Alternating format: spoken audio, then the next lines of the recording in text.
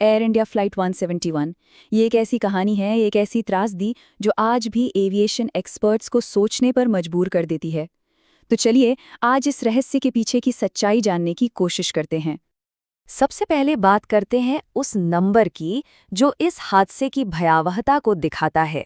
260। कुल 260 जाने गईं। ये आंकड़ा ही अपने आप में बताता है कि ये एविएशन के इतिहास के सबसे भयानक हादसों में से एक क्यों है।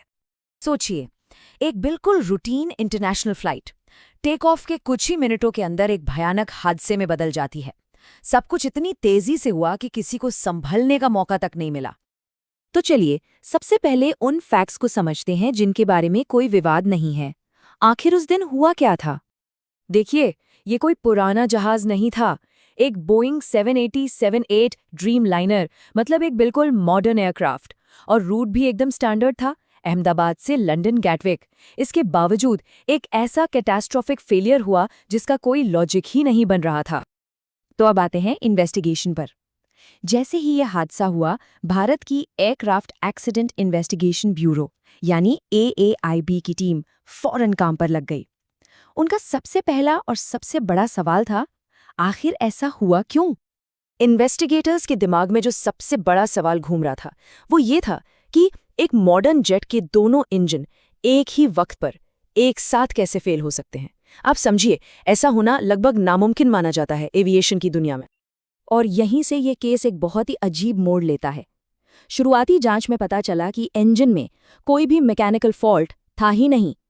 मतलब जो सबसे पहला और जाहिर शक था वो पूरी तरह से गलत निकला। तो जब मैकेनिकल फेलियर का एंगल खत्म हो गया, तब इन्वेस्टिगेटर्स ने अपना ध्यान कॉकपिट के अंदर एक छोटी सी लेकिन बेहद अहम चीज पर लगाया। अब वो क्या था, ये समझने के लिए पहले हमें एक चीज के बारे में जानना होगा, जिसे कहते हैं फ्यूल कंट्रोल स्विच। तो ये स्विच काम कैसे करता है? बहुत सीधा सा हिसाब है।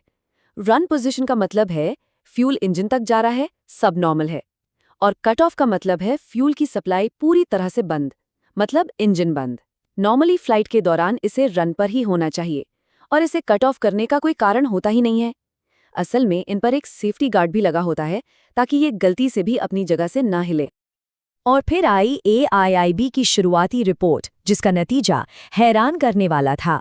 रिपोर्ट में साफ लिखा था कि दोनों इंजनों ने इसलिए काम करना बंद कर दिया क्योंकि उनके फ्यूल कंट्रोल स्विच रन से कट ऑफ पोजीशन पर चले गए थे।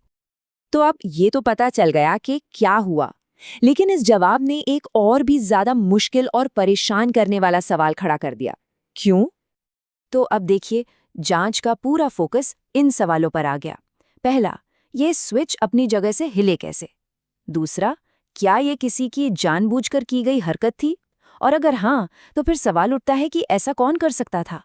और चौथा, क्या ऐसा हो सकता है कि विमान के डिजाइन में या किसी प्रोसीजर में ही कोई गड़बड़ी रही हो? मतलब अब ये इन्वेस्टिगेशन सिर्फ एक मैकेनिकल क्रैश की नहीं रह गई थी।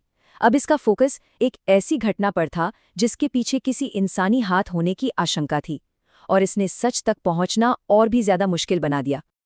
और इसी सवाल पर आके फ्लाइट 171 की कहानी आज भी अटकी हुई है। क्या ये एक हादसा था, एक भयानक गलती, या फिर जानबूझकर किया गया कोई हस्तक्षेप?